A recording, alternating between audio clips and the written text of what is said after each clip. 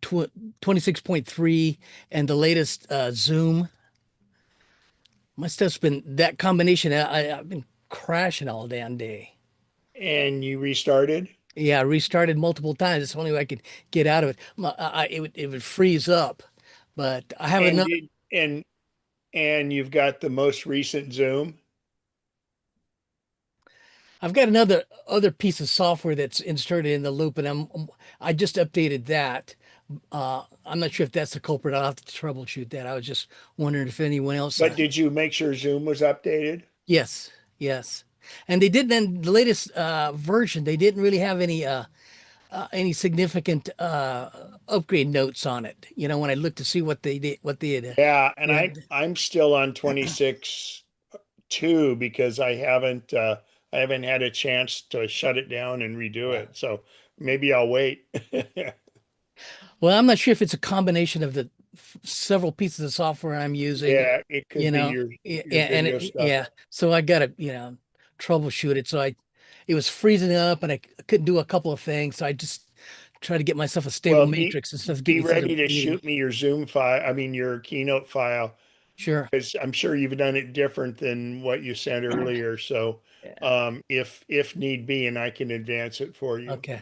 Okay. Berta, hello. Thank you for the wonderful crab feed.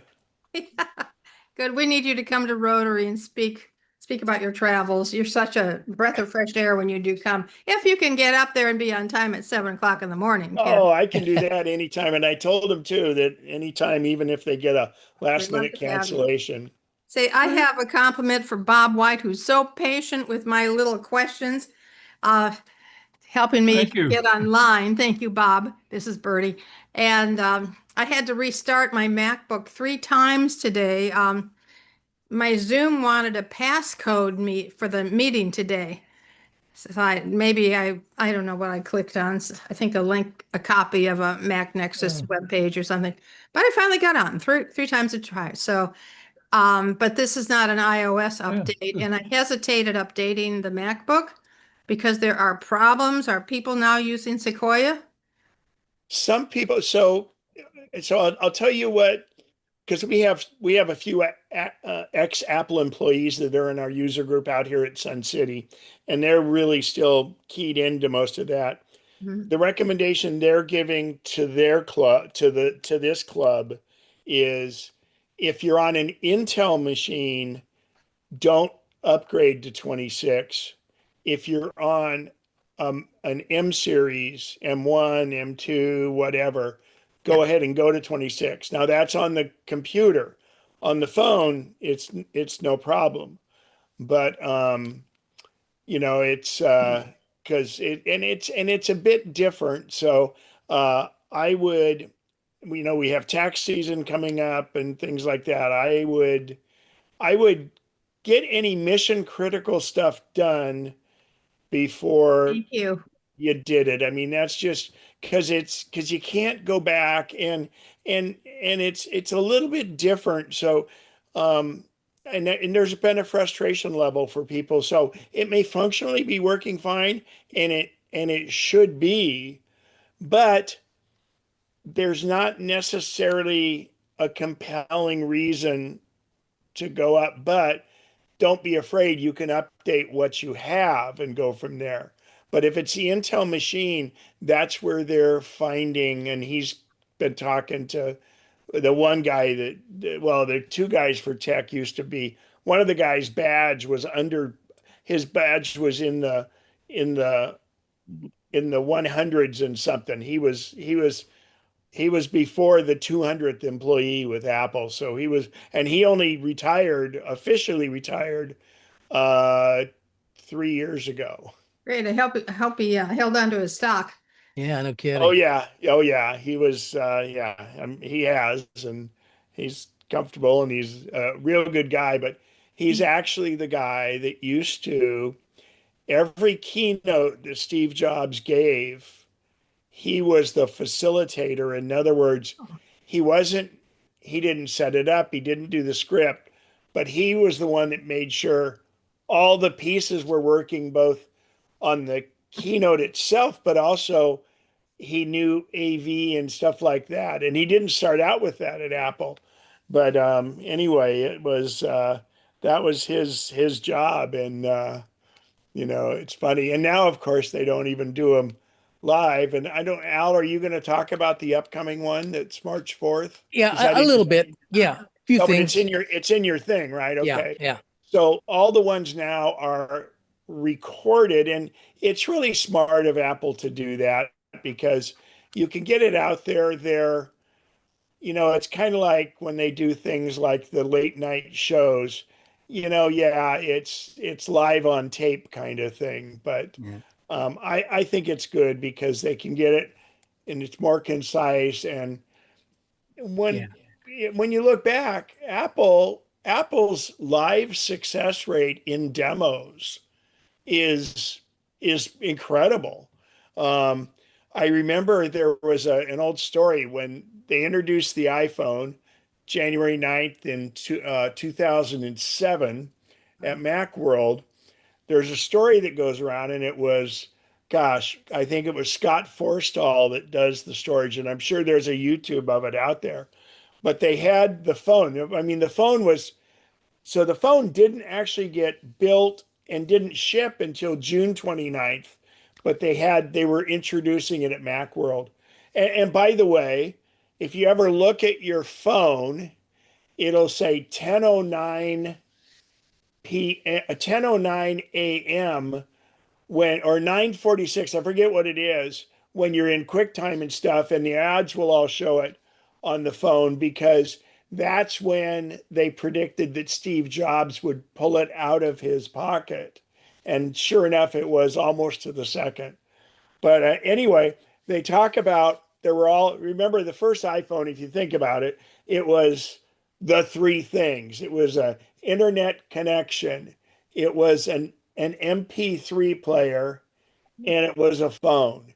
And then it went all through. But then also you had Maps, Google Maps, remember, and that was a big collaboration with him.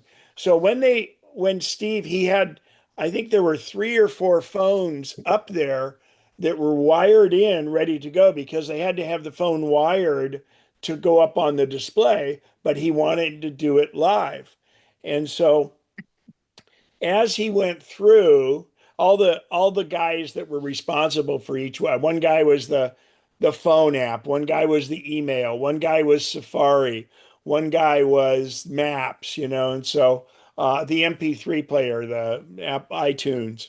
So they were all kind of sitting in the front row there, and they knew and the other weird thing is when they were testing it, if Steve didn't do the apps in the exact order, it was likely to crash just because of, using this chip. And I mean, it's all prototype, yeah. but it was flawless. But what happened is, as they got done with whatever the first one was, where it made a phone call, I remember they tried to order 200 lattes from Starbucks or something.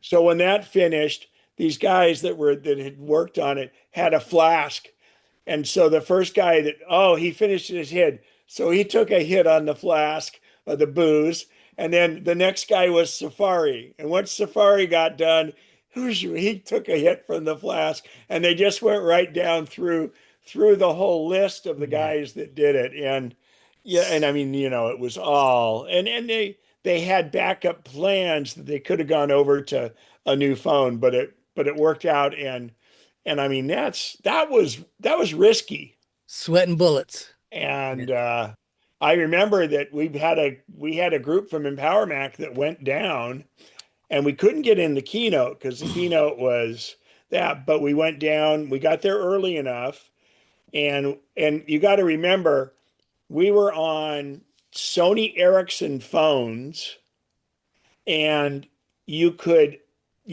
get, they were giving the bloggers, I mean, there weren't nobody called bloggers back then, but you would get almost like updates on their website. And it was so hard to get into a website because these phones were just not that good. But we're all sitting at breakfast. I think we had two tables at Mel's Diner, if I'm mistaken, it was right, and it's right near there. And we had all caravan down there. There were what, 10 or 12 people, Al, I think. So, and we're sitting there and we're having breakfast because the expo's not open yet. And we're reading these things as every new thing comes out. And it's, oh, it's an internet device and all through this. And we're having to read this by texts. And I mean, not even really text as much as just short website things. But anyway, so then we got to after they opened the expo, which was at, I think, 10, the keynote was over. And then inside this round plexiglass tube on a rotating bezel, the iPhone was right there. I And I have remember. an old picture of it from I my Sony Ericsson phone. And I'm looking through, and on the other side is Steve Jobs standing on the thing. yeah, And so I've got a picture of him right there with it. yeah. But yeah, that was, We must those have were been halcyon times. we must have been within a few feet of each other because I've got a similar picture with him and Johnny Ives standing together down in the main floor there at Macworld, Yeah, and this not was in far. the Apple booth. Uh, well, Yeah, yeah, yeah, exactly. In the Apple yeah. booth, and they had a kind of like you say, a circular kiosk, and Because they didn't want anybody 2007. they didn't want anybody to touch it because it was such a prototype at that point that it was, it was hardly usable. In Yeah, fact, that's why they didn't like yeah. switch between apps too much and all And that. they were still waiting on regulatory hurdles, I think, to Well, but it was also pass. the internals because it was a prototype chip in there. And then of course it went on sale on June 29th, 6 months, well, almost 7 months later. Yeah, So that's a good history coming up with that. And what do we? Oh, actually, well, 2007. So we're what 19 years into it now. yeah, So yeah. Next year, maybe they'll, yeah, they'll do a 20th anniversary phone. yeah. I'm sure that's what that folding phone's probably going to be like their anniversary Yeah, and phone. that sounds like the folding phone will be pretty expensive, Oh yeah, oh but it yeah, might eliminate my need to always have a Mac Mini with me. I mean, iPad Mini. yeah. I I you know, know. I'll be a hard sell for that I myself because I will I I like will purpose too. built stuff, and my Mac Mini, I mean my iPad Mini and my phone kind of two different use cases that Yep. somewhat overlap, But and the dimensions I've seen on the rumors, it will it'll it looks like a be mini. almost a mini. Yeah. Yeah, So yeah, anyway, so good question, and did we answer it for you, Bert? And your congrats to Bob. Any other questions before we move on? Well, let's see. I don't even really need to bring up. So we have any volunteer or member announcements? Anything going on? And let's look over at. I think we have everybody's first and last names. It looks like, yeah, we're doing good. We've got 27 people plus an extra iPad for Al. All right. If you're ready, Al, there's no need for me to pull up the okay, keynote and go sure. into it. Basically, Al spends so much time on this, and it's so valuable, and it's really the news, and it's to me that it's a highlight. And then of course he'll be doing Mr. Linkmaster tonight too, and you'll get a ton of already have some, it looks like, and in the chat. So if you have questions during Al's or in mine, feel free to go ahead and raise your hands, and some of our co-hosts will try to Ah, crap. keep an eye on it. Bear with me here for a second. This thing here is, Yeah, there we go. There we go. perfect. Yeah. I did start the recording, so we're good on that. Go for it, Al. Okay. If I assume everyone can see the screen. Yes. All righty. If Well, it's not big enough, you need to switch around your Zoom thing because it should be pretty big. yeah, yeah. Well, I want to welcome everyone to the Apple Tech News and Rumors segment of the general meeting for the month of February 2026. First up, this from Apple Insider. They had an article that marks what would have been Stephen Jobs' 71st birthday yesterday. The piece is a retrospective honoring Steve Jobs' enduring influence on Apple's culture, products, and long-term strategy. And you can see up there, Tim Cook. He always posts a little thing on X, uh, critical, momentous moments in Apple history. He always has some unique insights. Also, tonight we also want to mark the passing of a gentleman named Paul Brainerd. He was the founder of Aldus Corporation. Passed away at the age of 78. Brainerd was best known for creating PageMaker, one of the foundational tools of the desktop publishing revolution. PageMaker, combined with the Apple Macintosh and the LaserWriter, helped launch modern desktop publishing in the 80s. PageMaker 1.0 shipped in July of 1985, and it gave Apple a reason to exist in the corporate market. Steve Jobs would later say that desktop publishing had saved the Macintosh.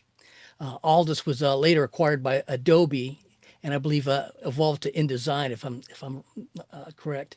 And it solidified PageMaker's legacy in professional publishing.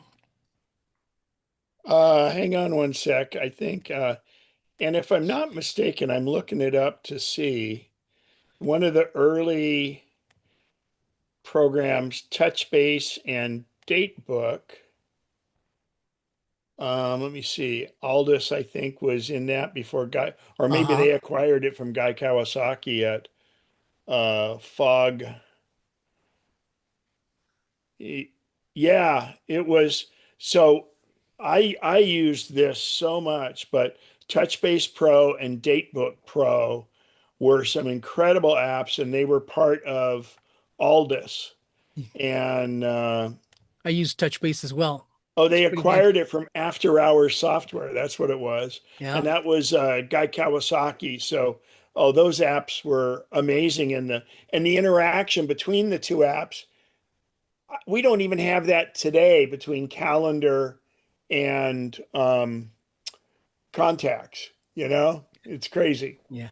Didn't After Hours also make this pretty whimsical uh screensaver called with had flying toasters? I don't He's, know if they that made cracked me flying up. tape. Well, so I'll look. Yeah. Yeah, they're the ones that had that. Yeah. Was it? Yeah. So Yeah. back in the day, you wanted to have the old CRT screens. If you constantly had that DOS prompt or the text lines up there, it would burn the screens in.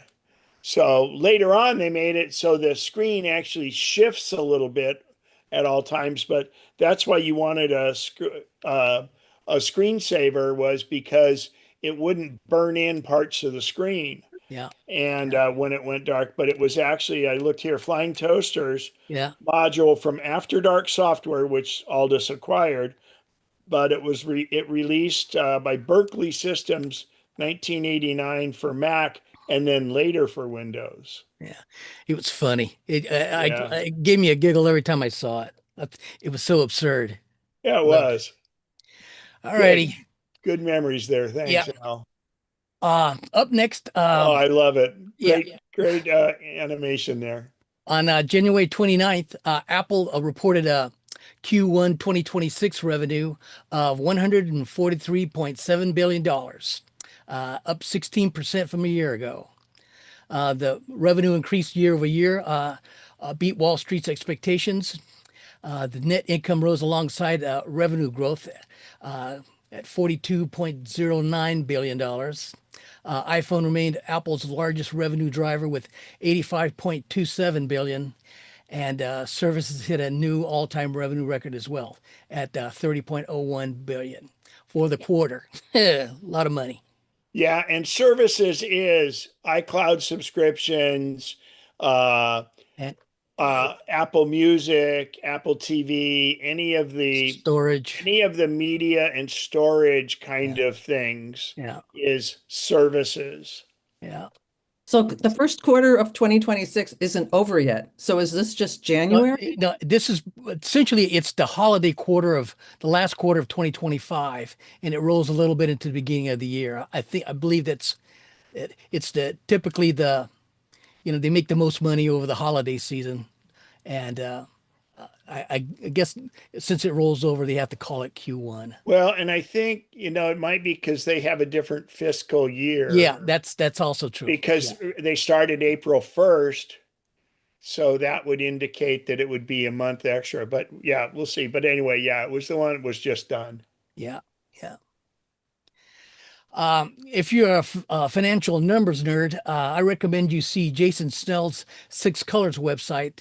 He does in-depth analysis, complete with around 20 charts. Always very good, very informative. If you like graphics to help explain the numbers and the historical precedent.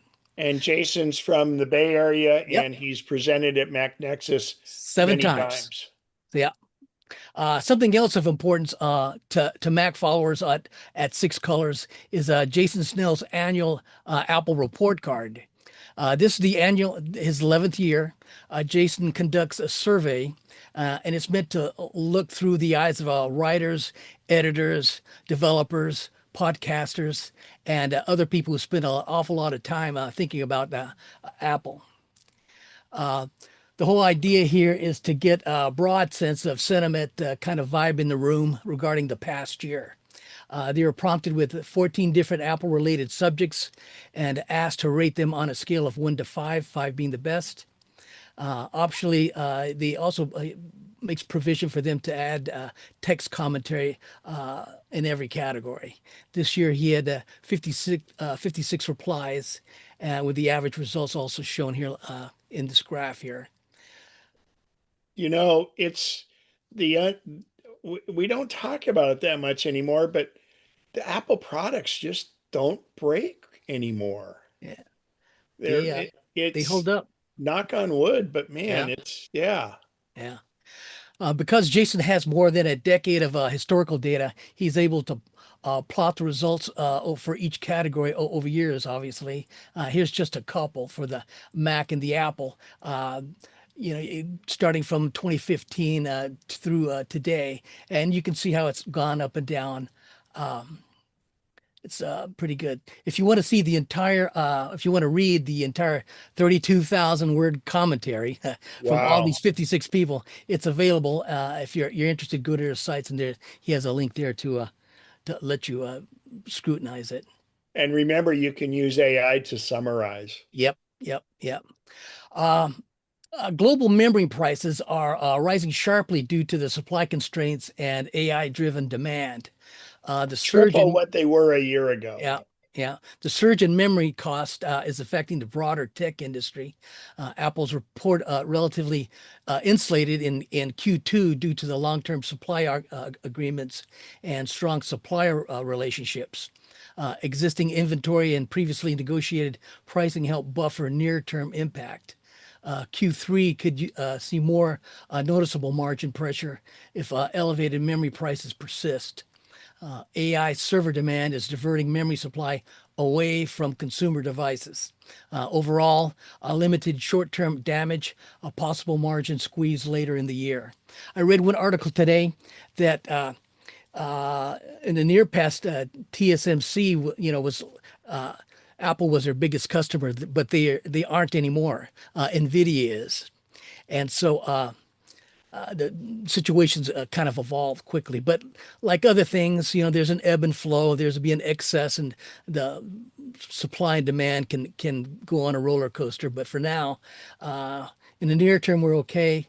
But later on in the year, as some and into next year, we'll see what that brings.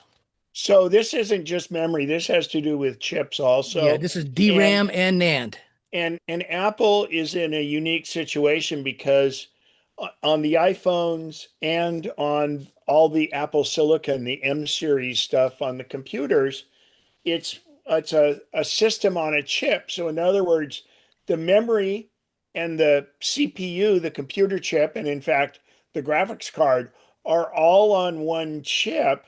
And so therefore it's very proprietary and it's only for Apple. But Apple in there, I mean, that's where Tim Cook's just such a genius. He has locked this in over time. And so there's a lot of, they already had locked in the production of that. And they are also exploring, because of the climate now, TSMC is starting a new chip foundry. And what those places are called foundries. So TSMC, which is Taiwan Semiconductor, is the biggest there is. And it's not like you could just throw up a chip factory because they all require this machine that's made by a Scandinavian company, ASML, and they're the ones that make these big machines that make it. And those are multi-billion-dollar machines, and they're the only ones that make those. And believe it or not, the type of soil the factory's built on can affect it because of vibrations, because of this lithography they do. So Apple's in a pretty good position. The rumors that I was hearing is that uh, we're pretty settled on the M5, but there might be in the fall or after Macworld I'm sorry, WWDC, the M6 MacBook Pro, which will be a new design. There may be an uptick of two, at the most $300, and they're going to sell that as the new design, but really it's going to reflect the chip prices because it hasn't really affected the Apple's pricing yet. And are you going to go over the new MacBook? Just briefly, Okay, that's I'll fine. have to. I have some stuff that I got in the back pocket here, but Good. it's still the closer we get to next week, the more accurate some of the rumors are. Right. Uh, I'm not sure if I made a slide with a complete breakdown, but we'll see. Yeah, I'm good with it. Whatever. On February 11th, Apple released Mac OS Tahoe 26.3 to all supported Macs. The update does not include significant new features. It focuses on bug fixes, performance improvements, and system stability. Security patches are included, addressing some vulnerabilities and improving overall protection. Some minor refinements behind the scenes optimizations are part of the release. So if Apple you are on 26 already, go ahead. But if you're running an Intel machine, I would be a little bit cautious of upgrading to 26. Yeah. Apple recommends installing the update despite the lack of headline features. Um, and again, on February 11th, Apple released iOS 26.3 for the iPhone. The update, again, focuses primarily on bug fixes and performance improvements rather than major new features. It includes important security patches and, again, overall system stability.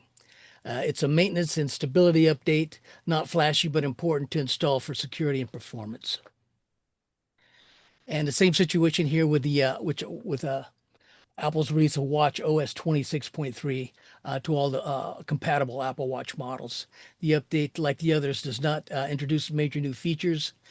It focuses again on bug fixes, performance improvements, and system stability. Security updates are included to address known vulnerabilities, as with most mid-cycle releases. Improvements are largely under the hood refinements.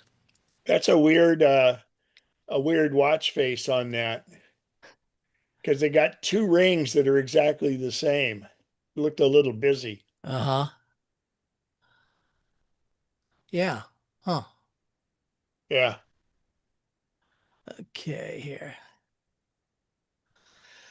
Um, Also, following with the rest of them, Apple released tvOS 26.3 and HomePod OS 26.3 to all users. Like the others, updates focus primarily on bug fixes, performance improvements, and stability enhancements. No major new consumer-facing features were highlighted in the release. HomePod OS 26.3 applies to both HomePod and HomePod mini devices. Like the others, this is a maintenance release, important for reliability and stability, but not a headline feature update. On February 16th, Apple officially announced a special event in New York, London, and Shanghai. They're calling it an experience instead of an event. It's the company hasn't disclosed any specific product details ahead of time. Invitations suggest a more focused or possibly media-centric gathering rather than a large keynote-style launch. Timing aligns with Apple's typical early year product refresh cycle. The roadmap for this year is roughly about 20 products, and some of those products rely on them producing the AI software robust and reliable enough for it to drive the devices. But so the whole year they'll have these kinds of smaller rollouts of stuff to get all the stuff out to the public. Reports suggest at least 5 new product updates coming in March. Likely announcements include updated iPad models. That would be entry-level iPad and possibly an iPad Air. You'll have a new refreshed MacBook Air with the next generation Apple Silicon chip is anticipated.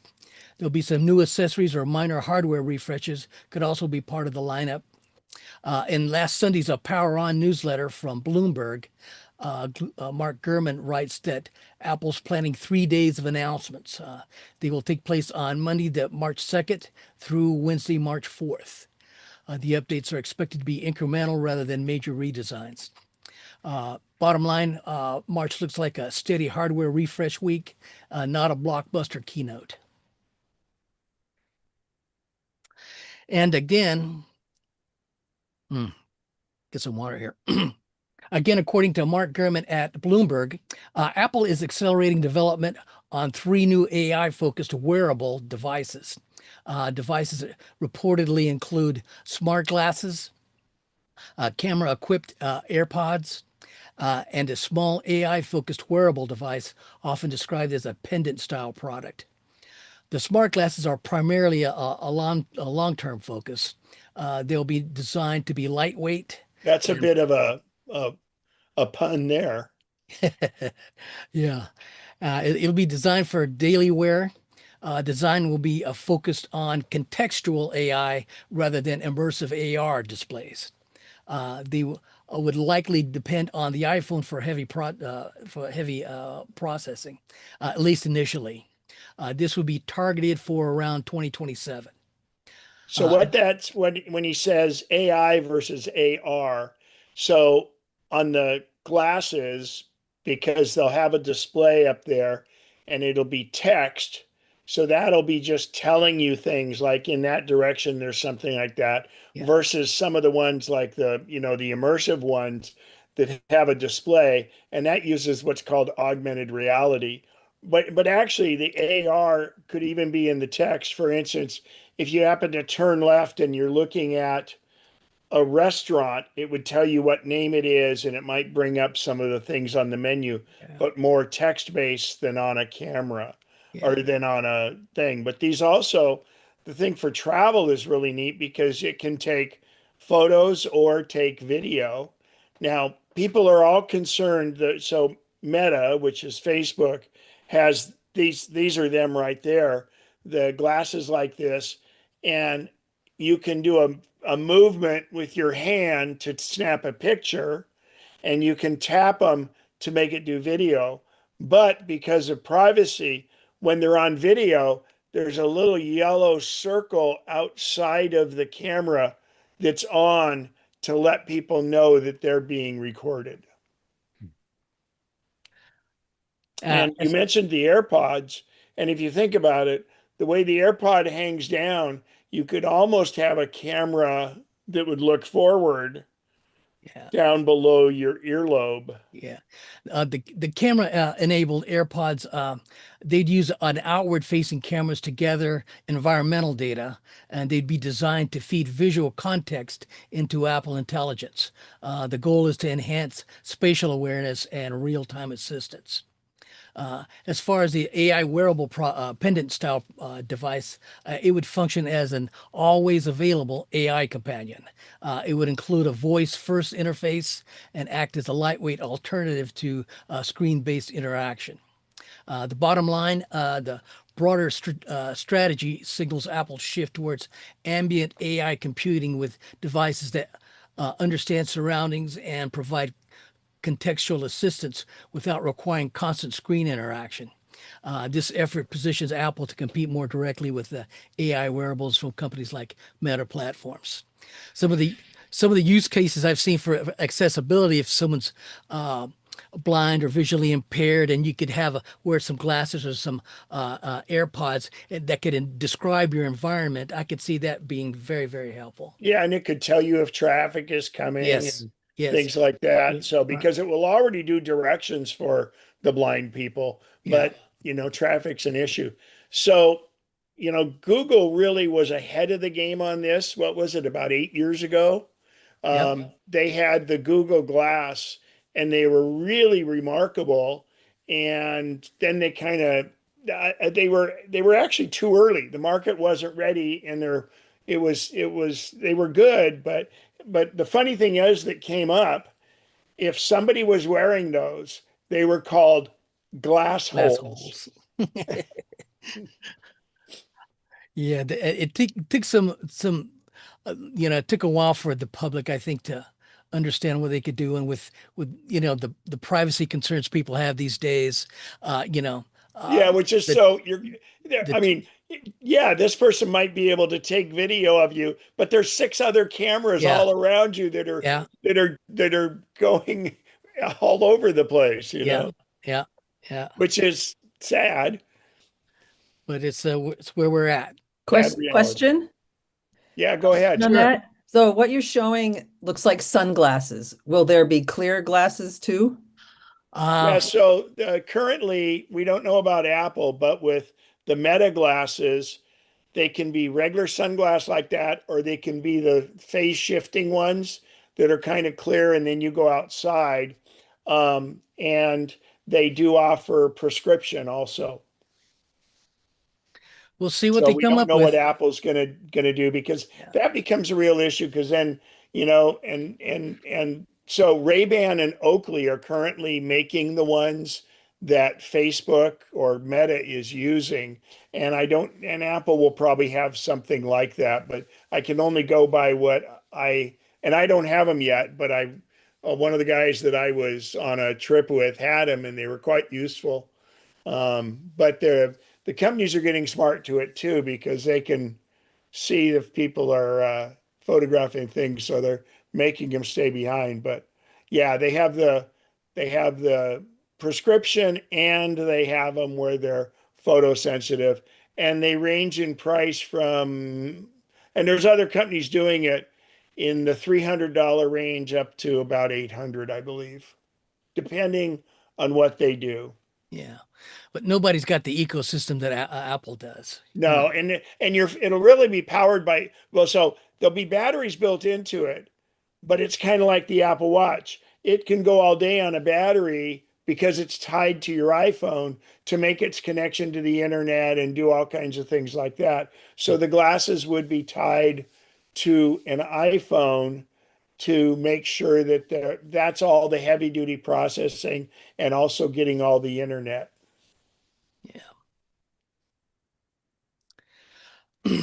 On April 1st of this year, Apple celebrates its 50th year in existence. To commemorate the milestone, 50 years of Apple history is on display at the Computer History Museum in Mountain View. The exhibit highlights Apple's evolution from its garage startup roots to one of the most influential tech companies in the world. Early hardware on display includes machines like the Apple I and Apple II. The exhibit also showcases many milestone products such as the Mac. Personal stories, internal documents, marketing materials, and prototypes help tell the broader narrative of Apple's culture and innovation. The display reflects Apple's impact on multiple industries that include computing and music, uh, mobile phones, and consumer electronics. Visitors can see rare artifacts tied to product launches and pivotal company moments. The exhibit serves both as a celebration of Apple's past and a look at how its design philosophy shaped modern technology. Bottom line, it's a curated walk through Apple's transformation from scrappy Silicon Valley startup to global tech powerhouse, all under one roof in Mountain View. So I've been there twice. It's incredible, and you don't need to spend a long time there. But and this is featuring Apple as their temporary exhibits too, but they did have it in there. But they have all kinds of, you start off going in the door and they have a slide rule and an abacus. And that's basically the starting of computing. And they go all the way through. And when I was there one time at the end, they had a Babbage uh, computer, mechanical computer simulator there. And then they had one of the early Google self-driving cars.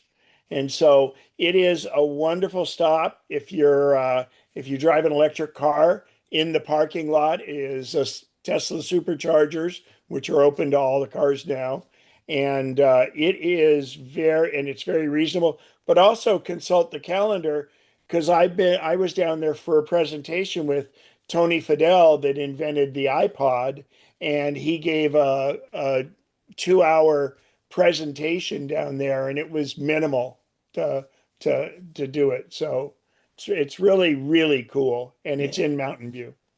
I got to do it. It's on my list. Oh, Al, yeah, Yeah, it's really you can get through it in 2 hours if you have to, but it's like four or so. But I sure. mean, they go back to old wire memory and old big Yeah. mainframes. I was lucky to visit with a guy that used to live here. He lives in North Carolina now, and he's 80. Gosh, Bill is almost 90, and he was he when you go through that, he had dealt with all of this stuff back in his years because he was a guy, he worked for Fairchild Semiconductor before Oh, wow. Voice and Way those guys back. split off.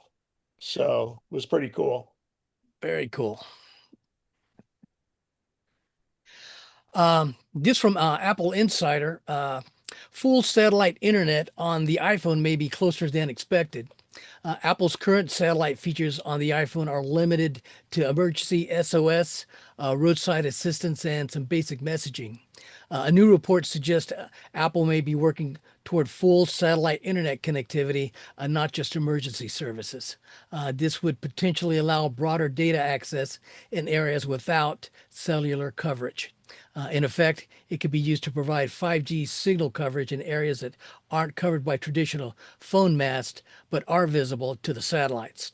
Apple's is believed to be expanding partnerships with satellite providers beyond its current arrangements.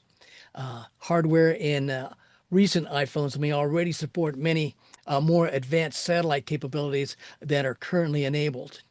Regulatory approvals and some carrier relationships remain key hurdles. Any rollout would likely be gradual and possibly tied to specific regions or subscription models. So I follow that a lot. And first off, oh yeah, you're going to mention that. Good, so I don't have to. Uh, But see, where am I at? the Starlink, which is SpaceX's low Earth orbit, can already do it's called DTC, direct to cellular. And the satellites are low enough and there's less latency that when Tennessee got flooded months ago, there were no cell towers in operation, and Starlink got permission from the FCC to open it up. And it didn't matter what your carrier was. If you had a phone that was less than 5 years old, it could go on the same frequencies the cell towers are, and people were able to communicate. Now, you're not going to sit there and surf the internet for hours with it or anything like that, but it did allow phone calls, it did allow text, and it did allow a certain amount of data. And this is something Starlink is putting up their version 3 of the satellites now. And this will be worldwide, and I believe that one country they just did it, the carrier there, and they did approve the DTC, direct to cell. And I got to tell you, I had Starlink on the ship I was on during my long trip, and I had it down in Antarctica. And even in Antarctica, I had better internet speed than I have at my house. Wow. So it's pretty amazing. And I don't Mm. mean direct to my phone. It was satellite to the ship, and then it was redistributed through the ship. And there's Nice. so many planes now are doing Starlink. It's just incredible. Great. Um, Forthcoming macOS Tahoe 26.4 is going to be introducing a new warning messages related to Rosetta 2.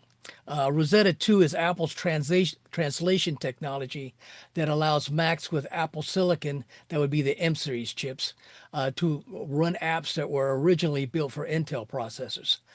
Users running older Intel-only apps may now see alerts indicating future compatibility issues. The warning suggests Apple is preparing for eventual phase out of Rosetta 2. Developers are being nudged to update apps to run natively on Apple Silicon. No immediate removal of Rosetta 2 has been announced. This appears to be an early signal. The bottom line, Apple is telegraphing the end of the Intel transition era. Rosetta 2, it isn't going away yet, but the clock's ticking. We're entering the final stage of Apple Silicon transition. So it's interesting because Rosetta, the original Rosetta, goes back to when we went from PowerPC to Intel. And so this was why this is Rosetta 2, Yeah. going from Intel to Apple Silicon. Yeah, it really helped smooth the transition. You know, it Yep. made it pretty painless. Uh, in the latest example of life-saving impact of Apple's emergency SOS and satellite features in our area, according to a report from the New York Times, survivors of the catastrophic avalanche near Lake Tahoe, I guess it was in the Castle Peak area, um, this week used emergency SOS via satellite on the iPhone to stay in contact with first responders. Don O'Keefe, he's the chief of law enforcement for the California Office of Emergency Services, says that six survivors of the avalanche used emergency SOS via satellite to stay in touch with Nevada County Sheriff's Office. Some of his personnel were communicating with one of the guards for like a 4 hour period, exchanging information. So, very helpful in our own neck of the woods. And newer versions of the Apple Watch and the new Watch OS support satellite also. It won't be as good. The phone will always be better because it really has to do more about the size of the antenna. And again, when we get direct to cell, this will be enhanced even more. Yeah. I had an opportunity to use this in Monterey at the Car Week a couple years ago. Uh, uh, this Packard that I was helping out with got stuck on Highway 1, and we were they had it on their SOS on their phone but didn't know how to use it. But I went out and I drove to find them because they hadn't come back from the tour. And I got there, and it was interesting because even the CHP who was there with them, nothing was wrong. They'd broken something. They were on the side of the road and they had to get a tow. But anyway, they the CHP couldn't use his phone and his radio didn't work. It was just one of those spots on 101. But I was able, once I arrived, I said, oh, well, we'll just do the satellite. And I was able to text the people back in Pebble Beach for them to send the trailer to come pick up the car. Yeah. And it was kind of interesting because Nice. it's going to get better. Yeah. Yeah. Lucky them. They had uh, like an Apple nerd around to help them out. Yeah. Um, Here's another story from Apple Insider. NASA has approved astronauts bringing personal iPhones on upcoming Artemis missions, including lunar flights. The devices are personal use only, did not mission critical operations. Usage will be tightly controlled and subject to NASA safety and interference and security protocols. The decision highlights how consumer tech, especially Apple hardware, continues to blur the line between consumer and professional grade tools. Will it be airplane mode or will it be spaceship mode? Spaceship mode, baby. Nice. And finally tonight, Oh, this was good news when I heard this. yeah. Uh, a veteran tech journalist, David Pogue, shared a first look at his upcoming commemorative book, Apple: The First 50 Years. The book celebrates Apple's 50th anniversary and it is expected to be released on March 10th. It will cover Apple's evolution from its 1976 founding through 5 decades of products, leadership changes, and industry impact. The book reportedly includes rare photos, behind the scenes stories, and historical insights. Apple executives and longtime insiders contributed interviews and commentary. The tone appears celebratory but reflective, highlighting both major successes and pivotal turning points. He was the tech writer for the New York Times, right? Yeah. And Yeah. obviously, He's great, and I think we had him as a presenter one time. did we? I Oh, believe man. so. It was by Skype back then, if I'm not I'll be mistaken. darned. Yeah. I met him once at a Macworld. He used to write some of those missing manuals. Yeah, Yeah, nice guy. Nice great guy. guy and And very enthusiastic. yeah, yeah, he's a great explainer. Yep. And he has a ongoing segment there Sunday morning that's it's always thoughtful and again, he's a great explainer. This project is positioned as a premium coffee table style hardcover book. It follows Apple's tradition of high quality, design forward publications, similar to the past Apple produced books. Yeah, this Part, isn't definitely going to be an audible book. yeah, yeah. I guess the pricing has not been confirmed, but expectations are that it will be positioned as a collector's items. Yeah. Bottom line, this is shaping up to be a polished, nostalgia heavy 50-year retrospective aimed at Apple fans, collectors, and anyone interested in the company's history. All these links generated tonight will be distributed in a PDF by Bob White in his normal MacNexus email blast. I will post it sooner on our Facebook page. Our Facebook page is a great forum for late breaking, curated Apple tech news and support. And we encourage everyone to come check it out. All right. Back to you, Ken. Cool. Al, thank you. Big round of, oh, look, there's the command center right there. Yes, this is my little cubby And hole.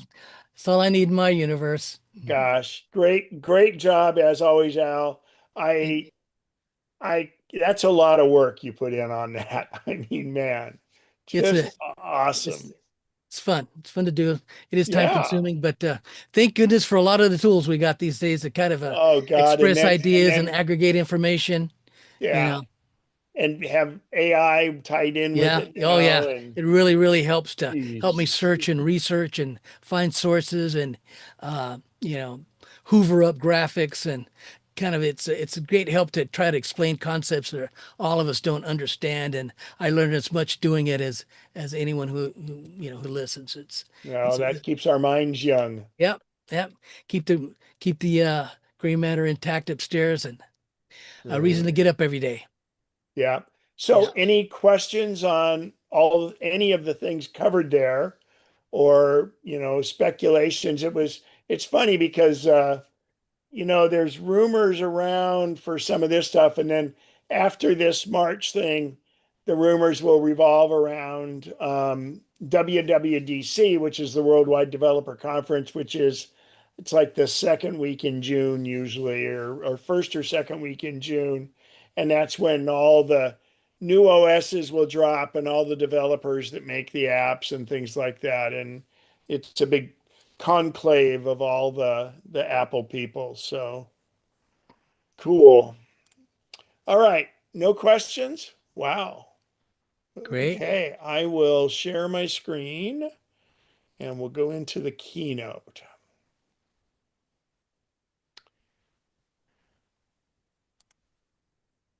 And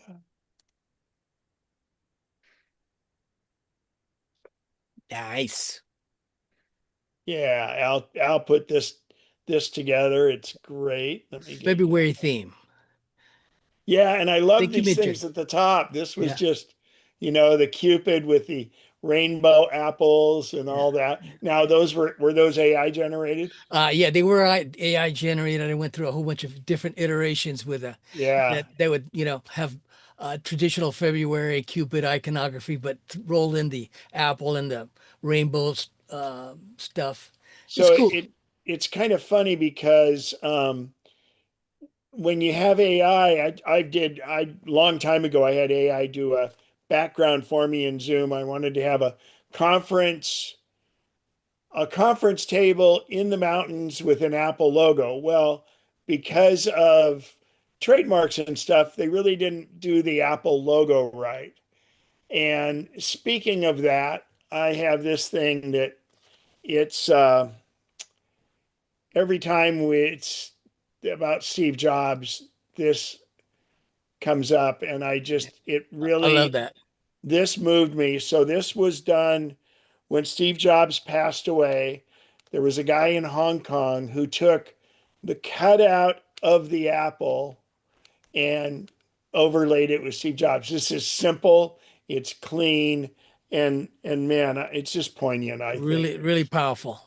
Yeah. Yeah, it is. It says everything. So we're going to discuss, well, since Apple made so much money on Apple services, we're going to go through and find ways to either make me as a stockholder happier because you're going to spend more money, or when I did my combination stuff, I actually saved money by combining things. Now, I've always contended that we're part of this 12-step program for Apple products.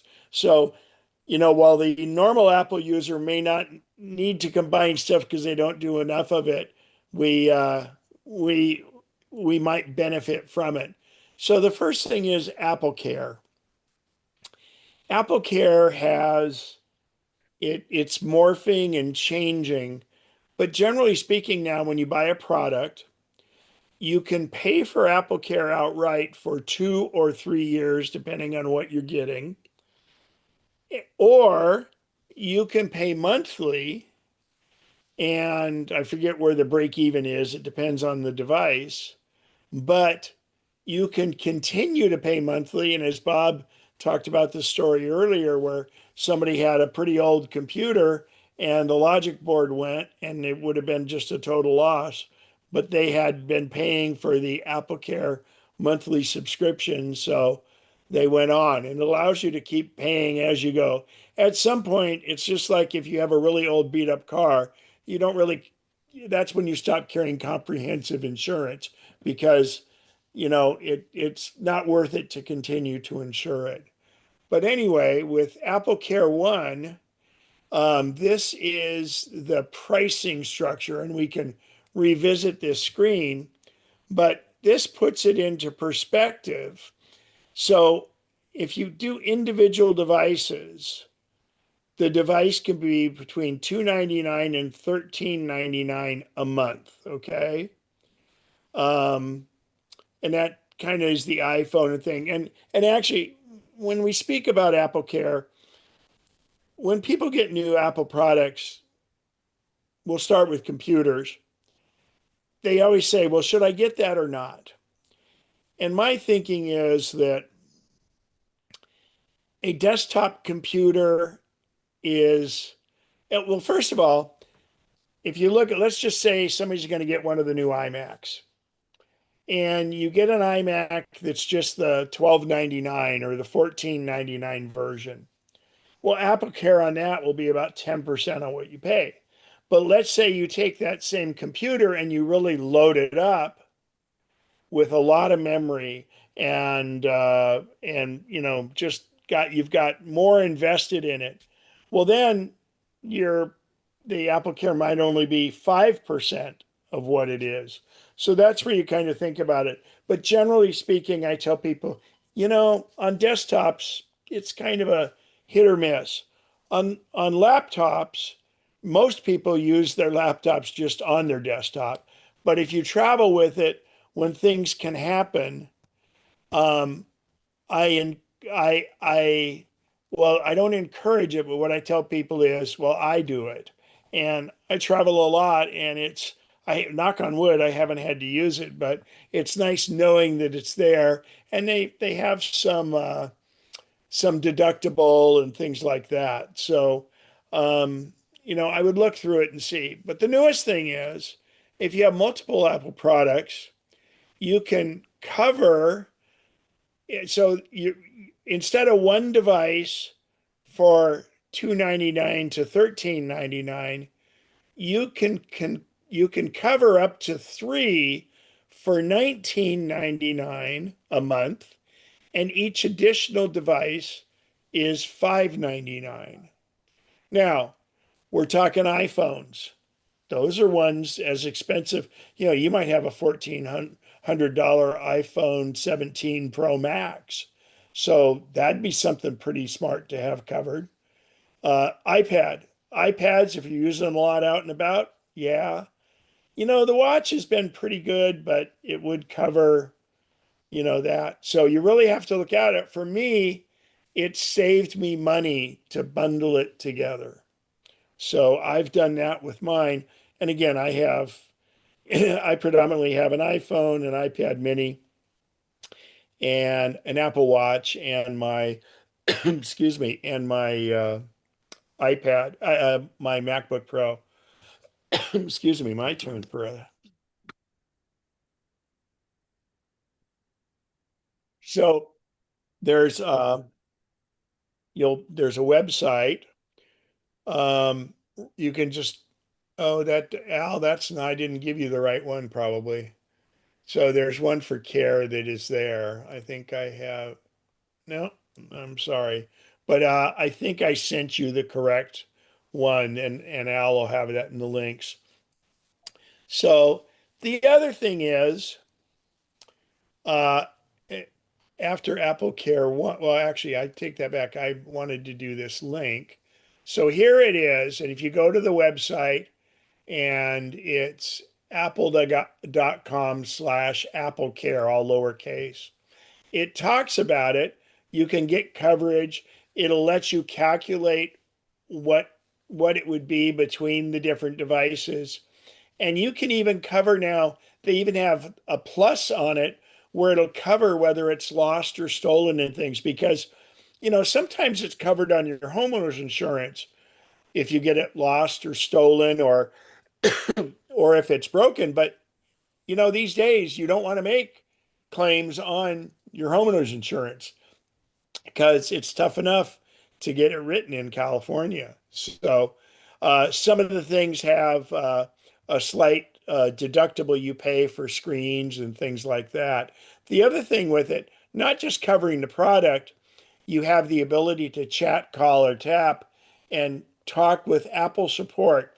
Normally, you get 90 days of tech support. Apple expounds that and lets you keep doing it for quite a while. But uh, the support, as long as you have Apple Care, you can always call tech support. So one plan for all the products. And I would just peruse this page and it'll talk about what different devices and how it's covered. Okay. And the phone, here's the theft and loss coverage twice in 12 months and just different things like that. So, express service. That brings up the point. If you ever crack your screen on your iPhone, please, please, please only have Apple replace it.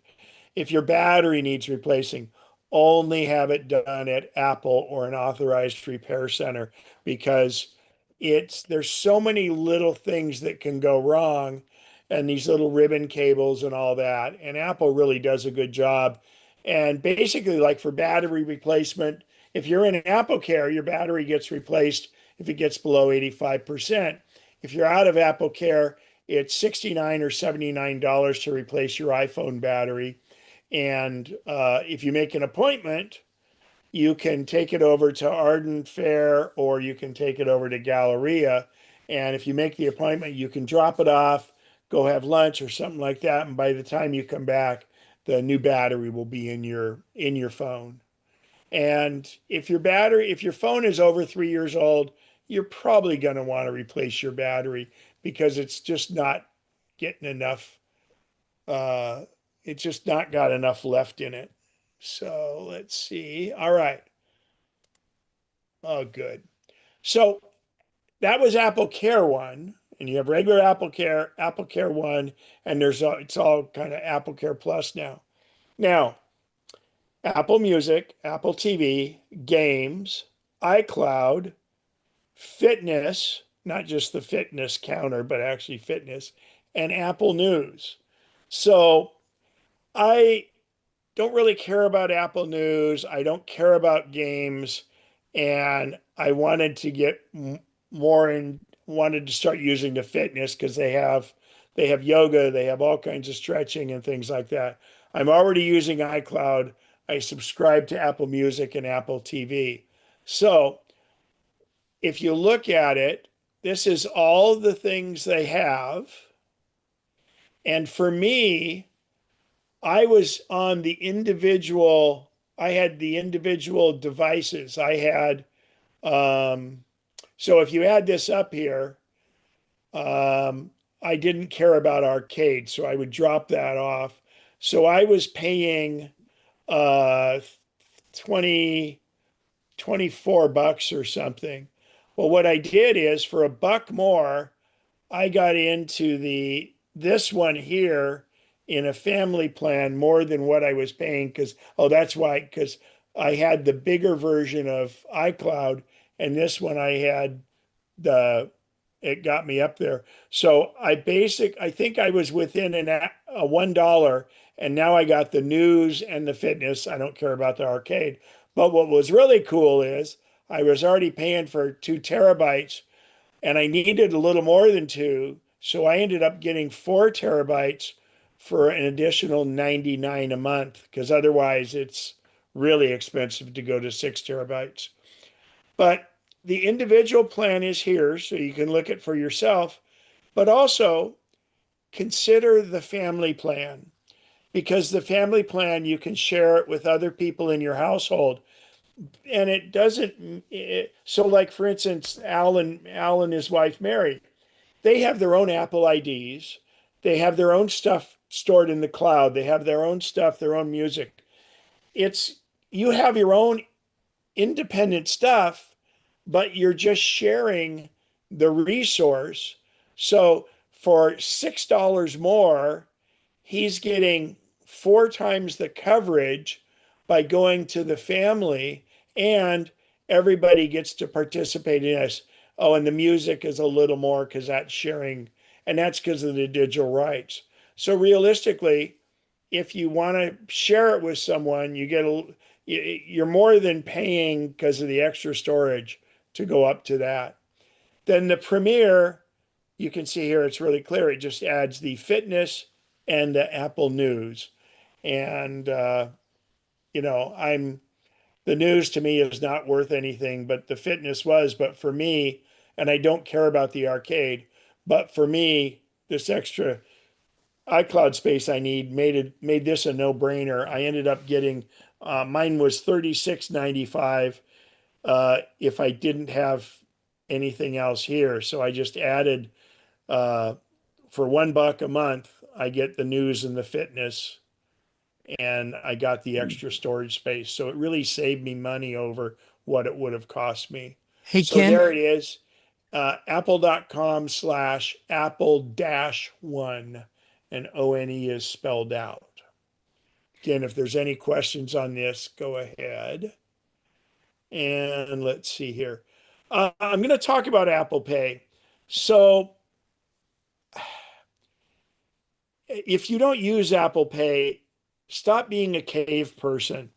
It is the safest, most convenient way to make payments, and not just to Apple. McDonald's, Starbucks, any of these places online. Apple Pay is just fantastic. And you get all it's just like using your card, except it's safer. You get all the rewards, you get everything else, but it's all stored on your phone, on your computer, or on your watch. And believe me, it is super secure. Because if you use your card, unless you use the chip, the swipe is the way that credit cards get compromised. Apple Pay is so tied into the banks and so good. What happens is when you use Apple Pay, it creates a one-time use number that gets transmitted.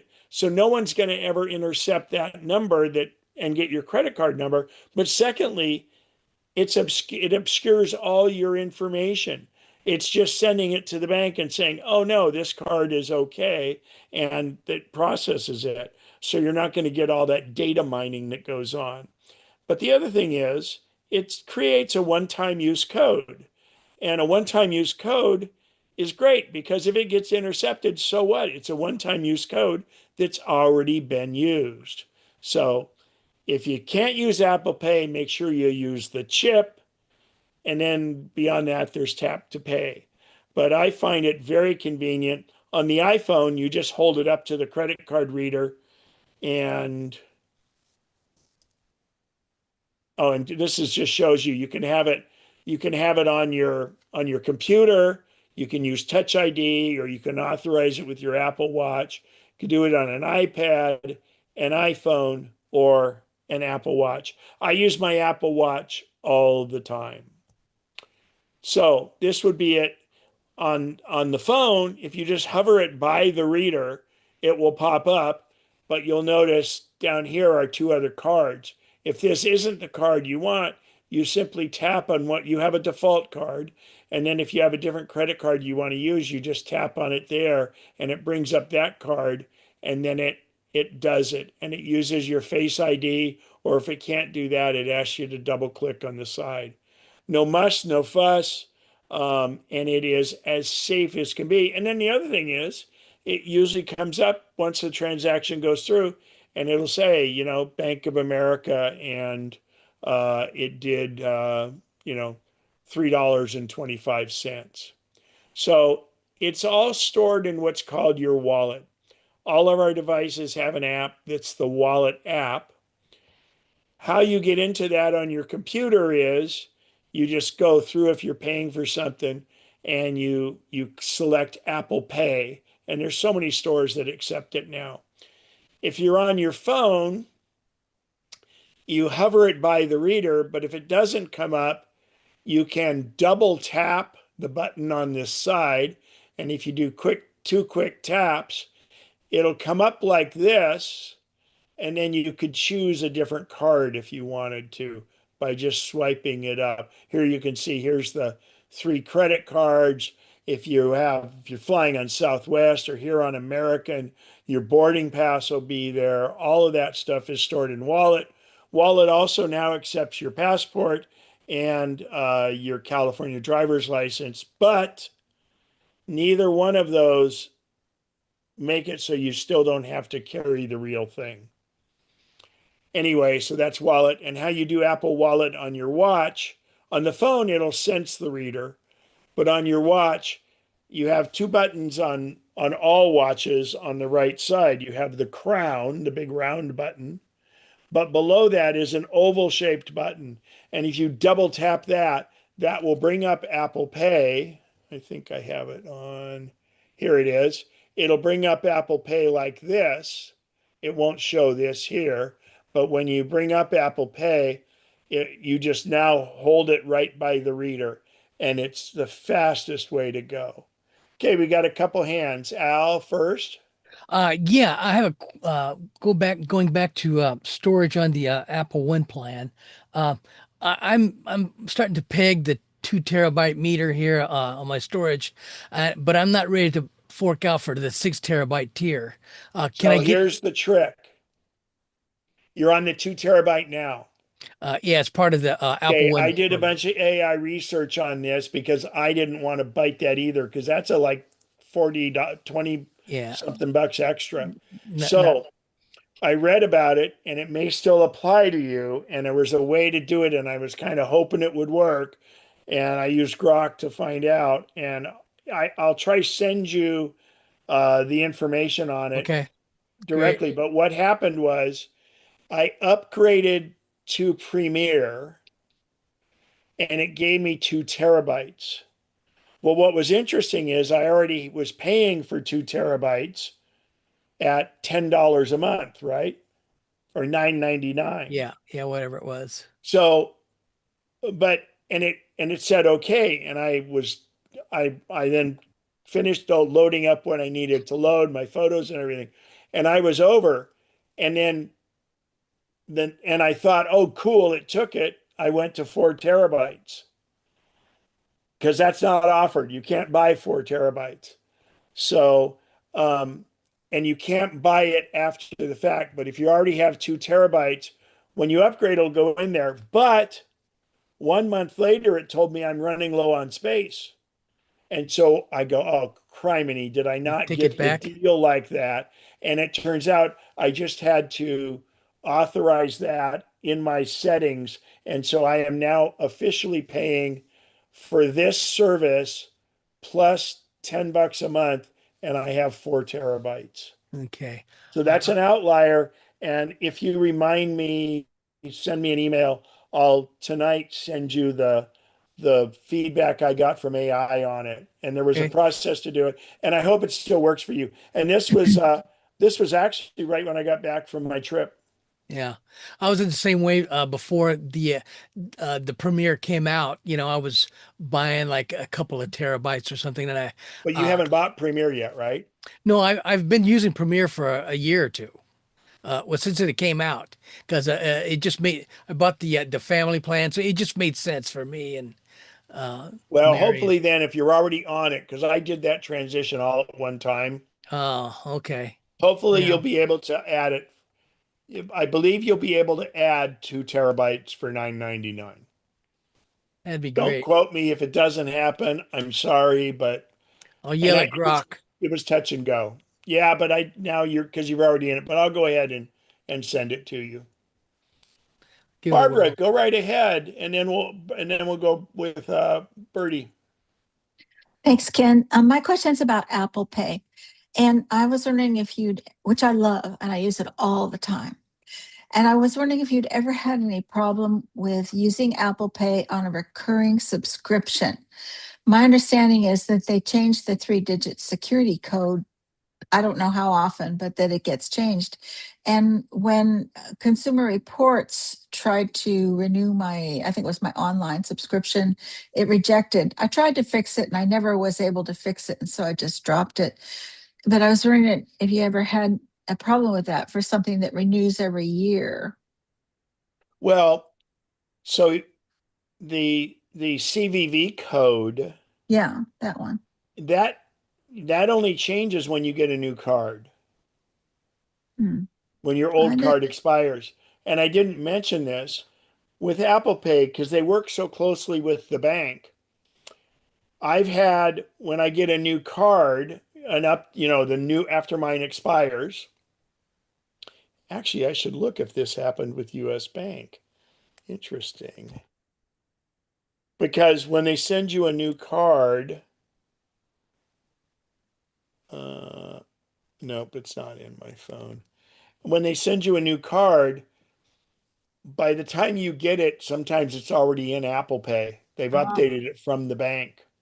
that's good. So in fact, I had a card where I got a new card from a new company and I just had it available in Apple Pay because I knew the number and put it in. So that shouldn't be the case. But if anything, just go back and just redo Apple Pay on that card with that subscription because most of the cards, when you get the new one, it'll update that, but it will ask you to verify the CVV code, and that way somebody's not just willy nilly doing it. I thought I had seen my CVV code change at some time, and it wasn't when I got a new card. It's only renewed one time. Yeah, Yeah. but if you look at so I'm going to pay the more attention to CVV it. code is on the back of your card. Right. So unless you get a Well, new card, they're not changing your CVV code. it is it on the card itself, or is Absolutely. it just in the No, the CVV code is the 3-digit code on the card. And in fact, when you go to put a card in Apple Pay, it uses the camera to find that. Oh, But the I'm back of talking about the Apple card. the The Apple Apple card. card. Yeah. Okay. So I was using my Apple card in Apple Pay. Yeah, I'm it has sorry, I a didn't make that clear. buried. I think it's a buried CVV code. Yeah, Yeah. Ken, this is Randy jumping Yeah. in. I'm looking at my Apple Card trying to help Barbara out here. Go, Barbara, to your Apple Card in the wallet and scroll down, and there is a place you can toggle. It's called Advanced Fraud Protection.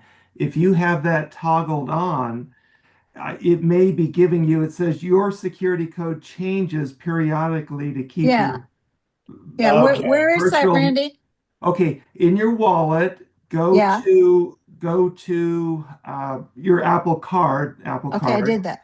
and it's So go under. to settings and then wallet, not the wallet app. Now you can do Oh, you can go to the wallet app too. I'm in the Oh, wallet okay. app, All Yeah. right. Okay. Double It- tap the side of your phone to bring up wallet. and then Barbara, what you click is that little thing in the upper top, 1, 2, 3, and it's a wallet Yep. next to the three dots. Click the That's a one, Yeah. two, ellipsis. Yeah. three, Okay. and then Okay. scroll It'll- down there. Oh, I do.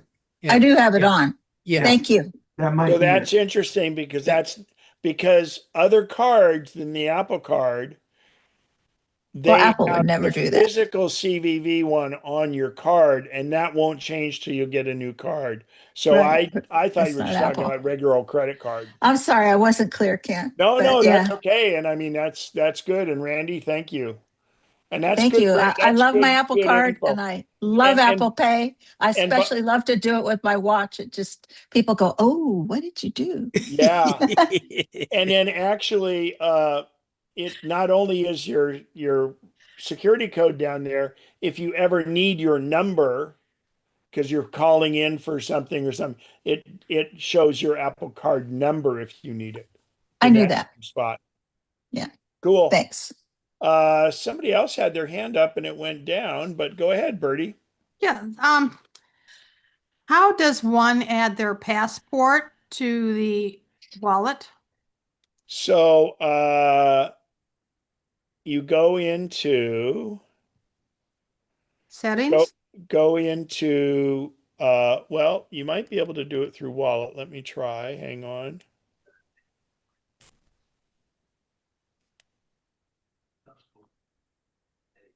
Go to the wallet app on your phone. And I'm only going to start you on this because it's a process where they see, and for both the California driver's license and the digital ID. But if you go into wallet and hit the plus at the very top, are you there? Oh, I don't have my phone with me right now. Okay, well, it's got to be on an iPhone because it has to use the camera. Okay. So you just hit the plus at the top. Mm-hmm. And when you hit the plus, and this will be for everybody else, if you hit the plus, it'll bring up a screen and it says driver's license and ID card is the fourth item. So there's debit or credit card, transit card, or driver's license and ID. And when you press that, it'll say digital ID, it'll say United States, and it'll also do California. But you want to be in a well-lit room and you want to have your passport ready because it's going to scan it. And it actually scans not just the picture of the passport, it uses the little RFID chip and it'll do that. And then it goes through and it takes a picture for you, but then it has a live picture where it makes you turn and look up, look down, because they want to make sure somebody is not using a picture of themselves. And both the driver's license and the passport do that. It's great, and it's very self-explanatory, but don't get frustrated with it, because if it doesn't work the first time, you can wait, do it a second or a third. And I found that, gosh, it didn't look like it was working. It says it's processing. I backed out, and then I went back into it. It was already done. Okay, Ken, thank you, Ken. Now, when you say go into your wallet app, so I turn on my phone and Yeah, well, you should never have your phone off, first I off. do I You have, turn it off? yeah, I do. No, stop doing that. It's All a right. safety factor, and I'll give you an example. I know two people in Paradise, when the fire came, they had 8 minutes to leave their house.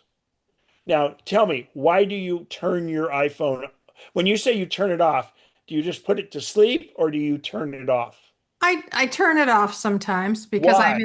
I'm in groups where you can't have your phone ring, such as Rotary. Well, then you And just put and it, if I no, si- then you put it on silent. right, but it still does the ding when notification. Not if you have it on silent.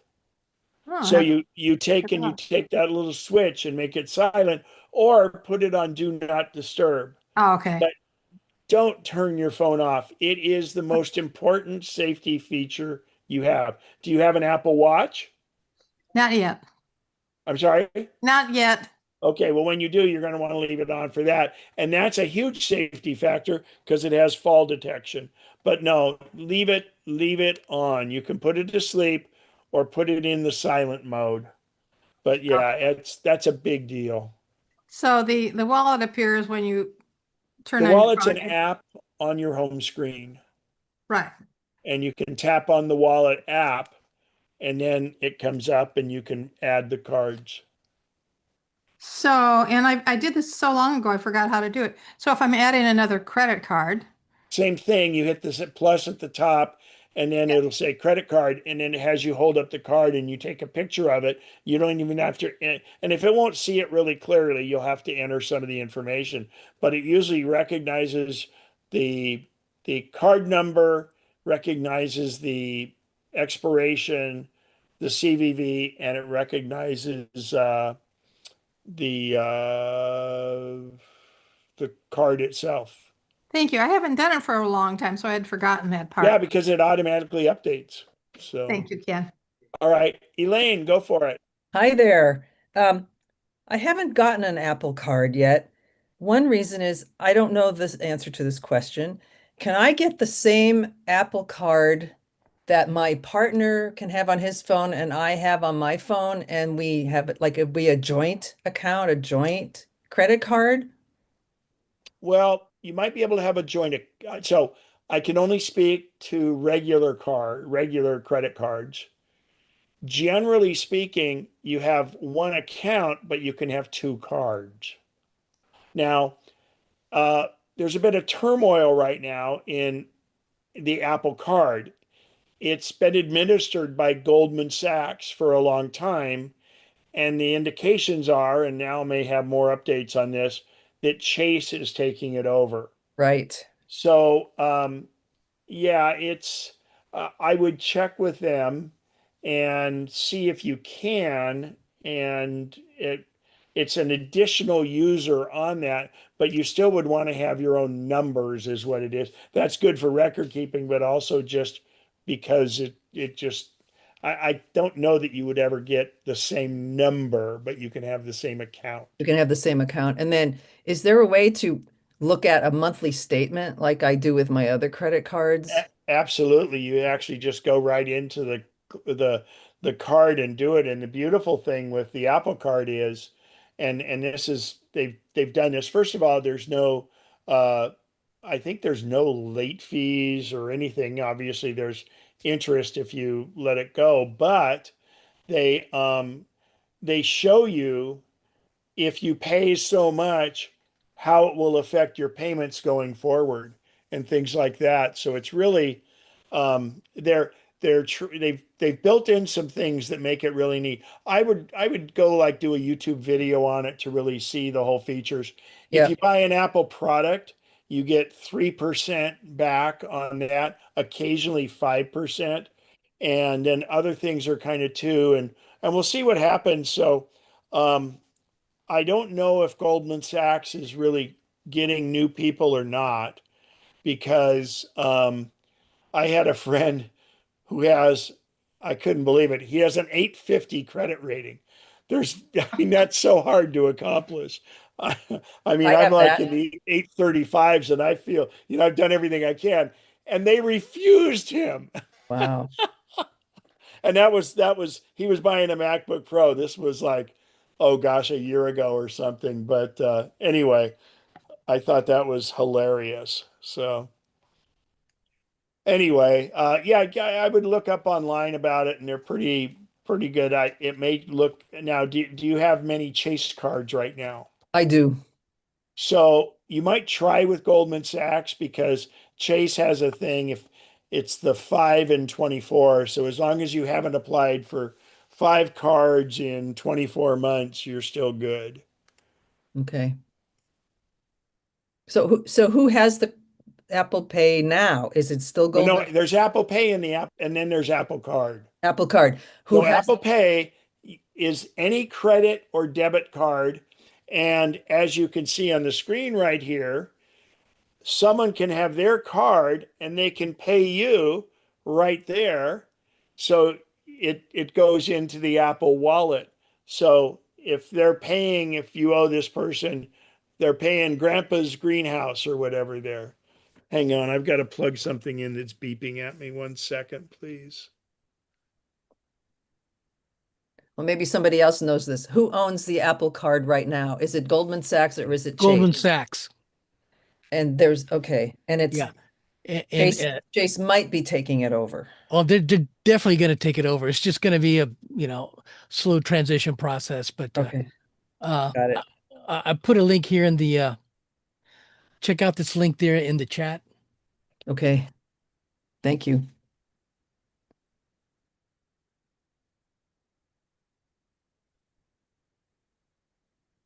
Yeah, Apple Pay can be any credit card, and the Apple Card is there. And then there's a whole nother part of Wallet that's called Apple Cash, and that's where you can pay people, or like mine goes the money, my rebate, my 3% or 2% that I get for my Apple Card purchases goes to it goes into my Apple Cash account, and I can use that for different things, or you can have it tied to a bank account. But yeah, and I'll tell you, the Apple Watch makes it so easy to do Apple Pay. When I was in Antarctica, this we were at this one whaling station in South Georgia Island, and this lady had forgotten her wallet, and we're at the post office, believe it or not, had the best t-shirt collection and hats and stuff. And so she wanted to borrow some money, and I say, well, okay, but why don't we just go ahead and I'll forget cash. I'll just go ahead and do it on my watch here. And I went up and did it, and she was blown away. And it would have been, and she did have the Apple Watch. So as soon as we got back on the ship, she had me set it all up for her, because I never pull my wallet out anymore. So good questions on all of that. Let's see. I think that was the end. Time for questions, which we've been doing. And again, so the Apple Watch is great. You can just barely see it, but the lower button here, you double tap that and it brings up this screen. And then you swipe between the different cards if you have different ones, and you lay it down there. But like for a boarding pass, it'll come up with the QR code. It'll sense that you're at Sacramento International Airport and that you've got a Southwest flight, as long as you have the Southwest app, and it'll pop up there, and you can just do that barcode. I usually use my phone just because it's a bigger screen and everything else, and you don't want to make those people angry. So, any other questions before we go on? I think this was pretty much it. So we have the raffle coming Hey, up. Ken, Yeah, go ahead. Hi, Rich. I misplaced my watch. Is there a Find My How feature to long ago that? did you do? How long ago did you misplace it? What? How long ago? A week? Oh man, should have done it right away. So yeah, if you go onto your phone and go to the Find My app. Yeah. So are you on, grab your phone, and this will be instructive for everybody. First of all, you can use your Apple Watch to find your phone real easily, but yours is the other way. And you want to do this always right away before the battery dies. But go ahead and do you have your Find My app up on your phone? Yeah. Okay, tap it and then tap on devices. And then is your Apple Watch listed there? Yeah. Okay, tap on it. And Okay. now is it still show that it's live? No. But does it show you last location? No. And does it say where it was? No. Why? It must be dead. Well, yeah, I mean, the Apple Watch battery goes dead in a day. But now that you know, when you get your new Apple Watch, now you know how. And actually, by the way, you guys, you can do you can do all your devices. You can do friends that way. The friends I ski with, we have each other's in there so we can follow each other and find where each other is. Um, but the and AirPods show up now too. So Okay. And Thanks. some third-party devices also. yeah, third party, any AirTag type devices. So Yeah, that's helpful. Thanks. you bet. Gosh, I have a lot of things listed on mine that I don't have any longer. My iPhone 5, that's yeah, I don't think it's been Yeah. tracked for a while. Well, that's too bad because like on iPads and stuff, it'll if you have it, it'll kind of tell you where it last was. And the watch maybe not so much. But no, though, so those of you that do it. So if you guys grab your Apple Watch, if you have an Apple Watch, I'll be with you in a sec, Chris. Grab your Apple Watch and click the oval button one time, and then if you look on that, well, a couple things on here. You can see you can go to airplane mode there, and you see the little thing that looks like an iPhone that looks like it's kind of shaking. Just tap it, and even if your phone's on silent, it'll do my phone. And in the newest versions on the watch, it'll even show where it is. So that's to find your watch. And by the way, while we're on that screen, there's the half moon. That doesn't mean there's an outhouse nearby. That's focus for do not disturb. And below that are those theater masks. Those theater masks are when you go into a movie or a play and it's a very dark room. You know how your watch will really show up like crazy. Tap that and it will suppress the screen from brightening up in there unless you touch the face, and then it'll brighten up. And then when you get out, you're going to want to go ahead and turn that back off. So, Chris Dodson, go for it. Then we'll go Um, for the raffle. I don't know if this was operate my error or not, but when I tried to add my I added my passport and my driver's license, and it said there's a problem adding your driver's license at this time. Contact the DMV. I So- would I would try to do it in another time or two. oh, okay, Yeah, okay. because it's pretty temperamental. In fact, I had to for both Australia and New Zealand. They do everything digitally there, and it was kind of a pain in the butt. And then I forget what country I was in, and they were only letting you in that way, and it was weird. So I had to sit. Oh, it was the Philippines. So anyway, Okay. yeah, but you still have to make sure you take your passport or passport card with you, and you still have to make sure you take your driver's license with you. But that'll get, that'll get better as it goes. Okay. Thanks, Ken. You're welcome. Anything else before we go to the drawing? Let me end my share, and I can turn off